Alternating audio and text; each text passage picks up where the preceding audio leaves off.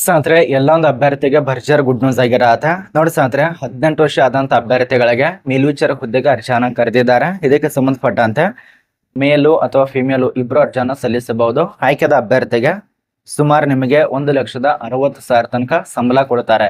ಒಂದು ಸ್ನೇಹಿತರೆ ಇಷ್ಟು ನಿಮಗೆ ಸ್ಯಾಲರಿ ಇರತ್ತೆ. ಪ್ರತಿಯೊಬ್ಬರು ಅಪ್ಲೈ ಮಾಡಬಹುದು ಮತ್ತು ನಿಮ್ಮ ಒಂದು ಪೋಸ್ಟ್ ಅನ್ನ ಪಡೆದುಕೊಳ್ಳಿ. ಇದು ಕೇಂದ್ರ ಸರ್ಕಾರದಿಂದ ನೇಮಕಾತಿ ಆಗಿರತ್ತೆ. ಇದು ಮೇಲ್ವಿಚಾರ ಹುದ್ದೆಗೆ ಸಂಬಂಧಪಟ್ಟಂತೆ ಇದ್ರ ಬಗ್ಗೆನೇ ತಿಳಿಸ್ಕೊಡ್ತಾ ಇರೋದು. ಅಧಿಸೂಚನೆ ಒಂದು ಸಾರಿ ರಿಲೀಸ್ ಮಾಡಿದಂತ ದಿನಾಂಕ ಗಮನಿಸ್ತಾ ಇರಬಹುದು. 9 ಜೂನ್ 2025 ಅಧಿಸೂಚನೆ ಆಗಿರತ್ತೆ. ಈಗಾಗಲೇ ನಿಮ್ಗೆ ಅರ್ಥ ಆಗಿರಬೇಕು ಯಾವ ಒಂದು ಸಂಸ್ಥೆಯಲ್ಲಿ ಅರ್ಜಿ ಕರೆದಿದ್ದಾರೆ, ಯಾರ ಬಗ್ಗೆ ತಿಳಿಸ್ಕೊಡ್ತಾ ಇದ್ದೇನೆ, ಎಷ್ಟು ಹುದ್ದೆಗಳು ತಿಳಿಸ್ಕೊಡ್ತಾ ಇದ್ದೇನೆ ಅರ್ಥ ಆಗಿರಬಹುದು. ಕೆಲವು ಜನ ಈಗಾಗಲೇ ನೋಡಿರ್ಬಹುದು, ಬೇರೆದವ್ರ ವಿಡಿಯೋ ನೋಡಿರ್ತಾರ. ಆದ್ರೆ ಕೆಲವು ಜನಕ್ಕೆ ಅರ್ಥ ಆಗತ್ತೆ, ಇನ್ನು ಕೆಲವು ಜನಕ್ಕೆ ಅರ್ಥ ಆಗಲ್ಲ. ಪ್ರತಿಯೊಂದು ಮಾಹಿತಿನ ತಿಳಿಸ್ಕೊಟ್ಟಿದ್ದೇನೆ ವಿತ್ ಲೈಫ್ ಬಗ್ಗೆ ಏನ್ ನೋಟಿಸ್ ಬಂದಿದೆ ಅದ್ರ ಪ್ರಕಾರ ತಿಳಿಸ್ಕೊಟ್ಟಿದ್ದೇನೆ. ಆದಷ್ಟು ವಿಡಿಯೋ ಕೊನೆತನಕ ನೋಡಿದ್ರೆ ಮಾತ್ರ ನಿಮ್ಗೆ ಅರ್ಥ ಆಗತ್ತೆ. ಅರ್ಧ ನೋಡಿದ್ರೆ ಸ್ವಲ್ಪ ಮಾಹಿತಿ ಅರ್ಥ ಆಗಲ್ಲ. ಅದೇ ಒಂದು ಕಾರಣಕ್ಕಾಗಿ ಈ ಒಂದು ಸಂಸ್ಥೆ ಬಗ್ಗೆ ಪ್ರತಿಯೊಂದು ಮಾಹಿತಿ ಇರತ್ತೆ. ಕೊನೆತನಕ ನೋಡಿ ಮತ್ತು ನೋಟಿಸ್ ಕೂಡ ನಮ್ಮ ಒಂದು ಟೆಲಿಗ್ರಾಮ್ ಗ್ರೂಪ್ ವಿಸಿಟ್ ಮಾಡಿ ಸಿಗತ್ತೆ. ನೋಡಿ ಸ್ನೇಹಿತರೆ ಇಲ್ಲಿ ಕಲ್ಲಿರುವಂತ ಸಂಸ್ಥೆ ಹೆಸರು ಮೆಟ್ರೋ ರೈಲ್ವೆ ಇಲಾಖೆಯಲ್ಲಿ ಅರ್ಜಿಯನ್ನ ಕರೆದಿದ್ದಾರೆ. ಈ ಒಂದು ಮೆಟ್ರೋ ರೈಲ್ವೆ ಇಲಾಖೆಯಲ್ಲಿ ಮೇಲ್ವಿಚಾರ ಹುದ್ದೆಗೆ ಅರ್ಜಿಯನ್ನ ಕರೆದಿದ್ದಾರೆ. ಸೂಪರ್ವೈಸರ್ ಪೋಸ್ಟ್ ಖಾಲಿ ಇರತ್ತೆ.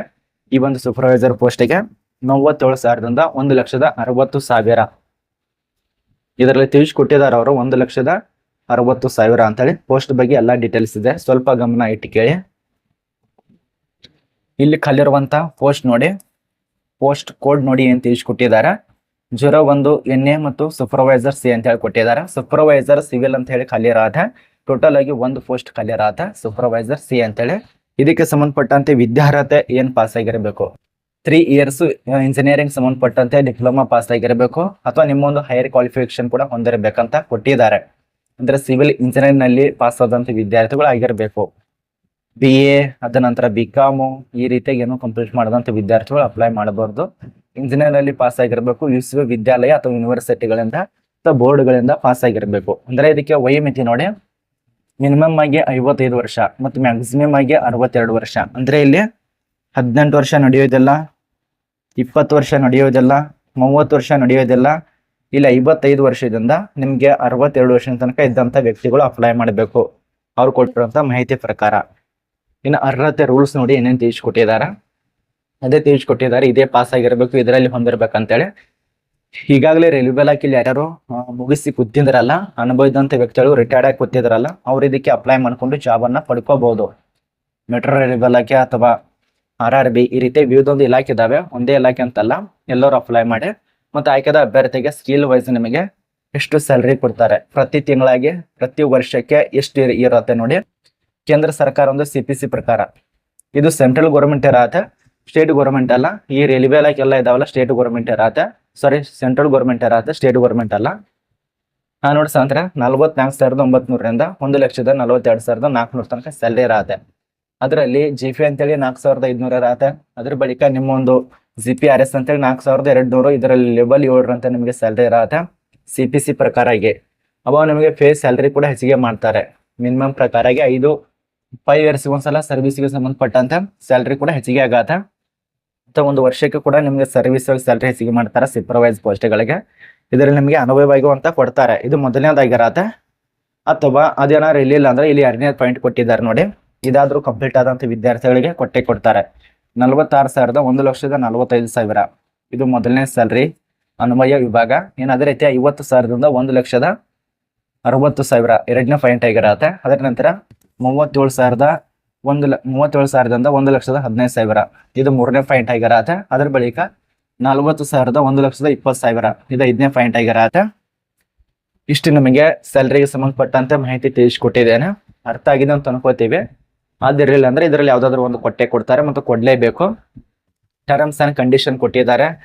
ಜಾಬು ಎಲ್ಲಿ, ಪ್ಲೇಸು ಎಲ್ಲಿರತ್ತೆ ಅದನ್ನೆಲ್ಲ ಕೊಟ್ಟಿದ್ದಾರೆ. ನಿಮ್ಗೆ ಆಯ್ಕೆದ ಅಭ್ಯರ್ಥಿಗಳಿಗೆ ಆಲ್ ಇಂಡಿಯಾದಲ್ಲಿ ಕೆಲಸ ಇರತ್ತೆ. ಇದರಲ್ಲಿ ಅಂತ ಯಾವುದೇ ರೀತಿ ಕೊಟ್ಟಿದ್ದಿಲ್ಲ. ಒಟ್ಟಾರೆ ನಿಮ್ಗೆ ಅಖಿಲ ಭಾರತದಲ್ಲಿ ಕೆಲಸ ಇರತ್ತೆ ಪ್ಲೇಸ್ ವೈಸು. ಸೂಪರ್ವೈಸ್ ಫಸ್ಟ್ಗೆ ಅಲ್ಲೇ ತಿಳಿಸ್ಕೊಟ್ಟಿದ್ದೇನೆ ಸ್ಯಾಲ್ರಿ ಬಗ್ಗೆ. ಸ್ಟಾರ್ಟಿಂಗ್ ನಲ್ಲಿ ಬೇಸಿಕ್ ಎಟ್ ಸಿಗತ್ತೆ ನಿಮ್ಗೆ, HR DA ಇದೆಲ್ಲ ಎಷ್ಟು ಕೊಡ್ತಾರ ಅಂತ ಹೇಳಿ ತಿಳಿಸ್ಕೊಟ್ಟಿದ್ದೇನೆ. ಈಗ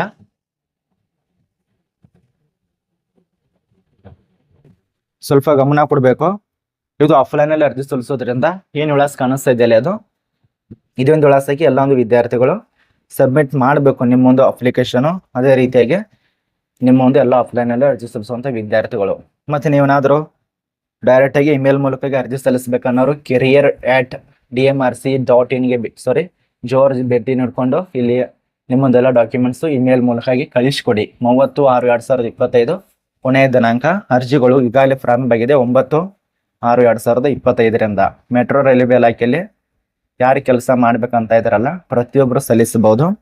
ಮತ್ತು ನಮಗೆ ಈ ಒಂದು Delhi metro railway short list ಮಾಡಿದ ಅಭ್ಯರ್ಥಿಗಳು ಆ ಪಟ್ಟಿಯನ್ನು ಅಪ್ಲೋಡ್ ಮಾಡುವಂಥ ತಾತ್ಕಾಲಿಕ ದಿನಾಂಕ ಜುಲೈ 2025 2ನೇ ವಾರದಲ್ಲಿ ಅಪ್ಲೋಡ್ ಮಾಡಬಹುದು. ಅದರ ನಂತರ ಅಂತಿಮ ಫಲಿತಾಂಶ ಘೋಷಣೆ ದಿನಾಂಕ ಜುಲೈ 4ನೇ ವಾರದಲ್ಲಿ ಇದರದ್ದು ರಿಸಲ್ಟ್ ಬರತ್ತೆ.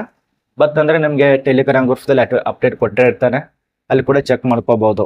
ಆಫ್ಲೈನ್ ಇರೋದ್ರಿಂದ ಸ್ವಲ್ಪ ಅರ್ಜಿ ಸಲ್ಲಿಸುವಂಥ ವಿಳಾಸ ಕೂಡ ನೋಡ್ಕೋಬಹುದು. ರೈಲ್ವೆ ಇಲಾಖೆ ಇರತ್ತೆ ಅದು, ಹಾಗೆ ಅಲ್ಲ ರೈಲ್ವೆ ಇಲಾಖೆ. ಇಲ್ಲಿ ಡೀಟೇಲ್ಸ್ ಹಾಕ್ಬೇಕಾಗತ್ತೆ. ನಿಮ್ಮೊಂದು ಪೋಸ್ಟು ಎಲ್ಲ ಕೊಟ್ಟಿದ್ದಾರೆ ಅವರಾಗೆ, ಯಾವೊಂದು ಪೋಸ್ಟಿಗೆ ಅರ್ಜಿ ಸಲ್ಲಿಸ್ತಿದಾರ ಅದನ್ನ ಕನ್ಫರ್ಮ್ ನೋಡ್ಕೊಳ್ಳಿ. ಇದೇ ಇದಿಲ್ಲ ಅಂತೇಳಿ ಅದೇ ಕೊಟ್ಟಿದ್ದಾರೆ ಅವರು. ಪೋಸ್ಟ್ ಕೋಡ್ ಇರತ್ತೆ, ಅಂದ್ರೆ ಯಾವ್ದು ಕೋಡು ಯಾವೊಂದು ಇದು ಎಲ್ಲ ಕೊಟ್ಟಿದ್ದಾರೆ. ಸ್ವಲ್ಪ ನೋಡ್ಕೊಳ್ಳಿ, ಗಮನ ಇಟ್ಟು. ನಿಮ್ಮೊಂದು ಫೋಟೋ ಕಾಪಿ ಆ ಮೂಲೆಯಲ್ಲಿ ಕಾಣಿಸ್ತಾ ಇದೆಯಲ್ಲ ಅಲ್ಲಿ ಅಪ್ಲೋಡ್ ಮಾಡ್ಕೊಳ್ಳಿ. ಮತ್ತು ನಿಮ್ಮೊಂದು ಹೆಸರು ಹಾಕ್ಬೇಕಾಗತ್ತೆ. ಬೇಸಿಕ್ ಅಪ್ಲಿಕೇಶನ್ ಏನಿದೆ ಅದನ್ನ ಕೊಟ್ಟಿದ್ದಾರೆ. ಮತ್ತು ನಿಮ್ಮೊಂದು ಅಪ್ಲಿಕೇಶನ್ ಹೆಸರು ಮಿಸ್ಟರು, ಮಿಸ್ಸಸ್ಸು, ಶ್ರೀ ಇದೆಲ್ಲ ಕೊಟ್ಟಿದ್ದಾರೆ. ಇದನ್ನು ಸ್ವಲ್ಪ ತುಂಬ್ಕೊಳ್ಳಿ. ಇದರ ನಂತರ ಹೆಸರು ತುಂಬ್ಕೊಳ್ಳಿ, ಫಾದರ್ ಹೆಸರು, ಹಸ್ಬೆಂಡ್ ಹೆಸರು, ಡೇಟ್ ಆಫ್ ಬರ್ತ್ ಇಲ್ಲಿ ಹಾಕೊಳ್ಳಿ. ಏನಿದೆಲ್ಲ ಅದನ್ನ ಕರೆಕ್ಟಾಗಿ ತುಂಬ್ಕೊಳ್ಳಿ. ಇಯರ್ ಕೊಟ್ಟಿದ್ದಾರೆ. 62 ವರ್ಷ ನಿಮ್ಮ ಲೆಕ್ಕಾಚಾರ ಮಾಡ್ಕೋಬೇಕಾಗತ್ತೆ. ಇಲ್ಲಿ ಬಂತು ನೋಡಿ, 62 ವರ್ಷ ಲೆಕ್ಕಾಚಾರ ಮಾಡ್ಕೊಳ್ಳಿ. ಎಷ್ಟು ವರ್ಷ, ಎಷ್ಟು ತಿಂಗಳು, ಎಷ್ಟು ದಿನಾಂಕ ಆಗಿದೆ. ಸ್ಟೇಟ್ ಕೊಟ್ಟಿದ್ದಾರೆ, ಪಿನ್ ಕೋಡ್ ಕೊಟ್ಟಿದ್ದಾರೆ, ಇಮೇಲ್ ಐಡಿ ಕೊಟ್ಟಿದ್ದಾರೆ, ಡೇಟ್ ಆಫ್ ಬರ್ತ್ ಎಲ್ಲ ಇದು ಮಾಡಬೇಕು. ನೀವು ಅನುಭವಕ್ಕೆ ಸಂಬಂಧಪಟ್ಟಂತೆ ವರ್ಕ್ ಎಕ್ಸ್ಪೀರಿಯನ್ಸ್ ಕೇಳಿದ್ದಾರೆ. ಇದೆಲ್ಲ ತುಂಬಬೇಕಾಗತ್ತೆ. ಇಲ್ಲಿ ವರ್ಕ್ ಎಕ್ಸ್ಪೀರಿಯನ್ಸ್ ಎಲ್ಲ ಮಾಹಿತಿ ತುಂಬಬೇಕು. ಇದರಲ್ಲಿ ಏನು ತಿಳಿಸ್ಕೊಡೋಂಥ ತುಂಬಾ ಈಸಿ ಇರತ್ತೆ. ಈಗಾಗಲೇ ಗೊತ್ತೇ ಇರತ್ತೆ ಎಕ್ಸ್ಪೀರಿಯನ್ಸ್ ಇದ್ದವ್ರಿಗೆ ಏನೇನು ತುಂಬಬೇಕು ಏನೇನಿಲ್ಲ ಅಂತೇಳಿ. ಇದನ್ನ ಡೌನ್ಲೋಡ್ ಮಾಡ್ಕೊಳ್ಳಿ. ಡೌನ್ಲೋಡ್ ಮಾಡುವಂಥ ಪ್ರೊಸೆಸಿಂಗ್ ಏನಂದ್ರೆ, ಒಂದು ದೆಹಲಿ ಮೆಟ್ರೋ ರೈಲ್ವೆ ಇಲಾಖೆ ಅಫಿಷಿಯಲ್ ಆಗಿರುವಂಥ ವೆಬ್ಸೈಟ್ದಲ್ಲಿ ಹೋಗಿ ಡೌನ್ಲೋಡ್ ಮಾಡ್ಕೊಳ್ಳಿ, ಅಥವಾ ನಮ್ಮ ಒಂದು ಟೆಲಿಗ್ರಾಮ್ ಗ್ರೂಪ್ದಲ್ಲಿ ಹೋಗಿ ವಿಸಿಟ್ ಮಾಡ್ಕೊಂಡು ಡೌನ್ಲೋಡ್ ಮಾಡ್ಕೊಳ್ಳಿ, ಅಥವಾ ಡೈರೆಕ್ಟ್ ಏನಾದ್ರು ಮೆಸೇಜ್ ಮಾಡ್ಬೇಕಂದ್ರೆ ಇನ್ಸ್ಟಾದಲ್ಲಿ ಮೆಸೇಜ್ ಮಾಡ್ಕೊಳ್ಳಿ. ಅಲ್ಲಿ ನಿಮಗೆ ತುಂಬಾ ಈಸಿ ಆಗತ್ತೆ. ಅಬೌಟ್ ಸೆಕ್ಷನ್ ಲಿಂಕ್ ಇರತ್ತೆ, ಇನ್ಸ್ಟಾಗ್ರಾಮ್ದು ವೆಬ್ಸೈಟ್ದು ಎಲ್ಲ ಸೋಷಿಯಲ್ ಮೀಡಿಯಾದು ಲಿಂಕ್ ಅನ್ನು ಕೊಟ್ಟಿದ್ದೇನೆ, ಅಲ್ಲಿ ಹೋಗಿ ಚೆಕ್ ಮಾಡ್ಕೊಳ್ಳಿ. ಇದ್ರ ಬಗ್ಗೆ ನಿಮಗೆ ಸಂಪೂರ್ಣ ಮಾಹಿತಿ ತಿಳಿದಿದೆ ಅಂತ ಅನ್ಕೋತೀವಿ. ಸುಮಾರು 2ರಿಂದ 3 ಫಾರ್ಮ್ ಬರತ್ತೆ. ಆ ಒಂದು 3 ಫಾರ್ಮ್ ಅನ್ನ ಡೌನ್ಲೋಡ್ ಮಾಡ್ಕೊಂಡು ವರ್ಗಕ್ಕೆ ಸಂಬಂಧಪಟ್ಟಂತೆ ಸಲ್ಲಿಸಬಹುದು. ಇದ್ರ ಬಗ್ಗೆ ನಿಮಗೆ ಕನ್ಫರ್ಮ್ ಆಗಿ ಎಲ್ಲ ಮಾಹಿತಿಗಳು ಡೀಟೇಲ್ಸ್ ಆಗಿ ತಿಳಿದಿದೆ ಅಂತ ಅನ್ಕೋತೀವಿ. ಮೊನ್ನೆ ನಿಮಗೆ ಬೆಂಗಳೂರು ಮೆಟ್ರೋ ರೈಲ್ವೆ ಇಲಾಖೆ ಬಗ್ಗೆ ತಿಳಿಸ್ಕೊಟ್ಟಿದ್ದೇನೆ. ಈಗ ದೆಹಲಿ ಮೆಟ್ರೋ ರೈಲ್ವೆ ಇಲಾಖೆ ಬಗ್ಗೆ ತಿಳಿಸ್ಕೊಟ್ಟಿದ್ದೇನೆ. ಅಕ್ಕೆಲ್ಲ ಭಾರತದವರು ಅರ್ಜಿ ಸಲ್ಲಿಸಬೇಕಂತ ಕೊಟ್ಟಿದ್ದಾರೆ. ಅಪ್ಲೈ ಮಾಡಿ. ಇದೇ ರಾಜ್ಯ ಅದೇ ರಾಜ್ಯ ಅಂತ ಯಾವುದೇ ರೀತಿ ಮೆನ್ಷನ್ ಮಾಡಿಲ್ಲ. ಎಲ್ಲಿ ಬೇಕಾದ್ರೂ ಕೆಲಸ ಇರತ್ತೆ. ಒಟ್ಟಾರೆ ಆಲ್ ಇಂಡಿಯಾದಲ್ಲಿ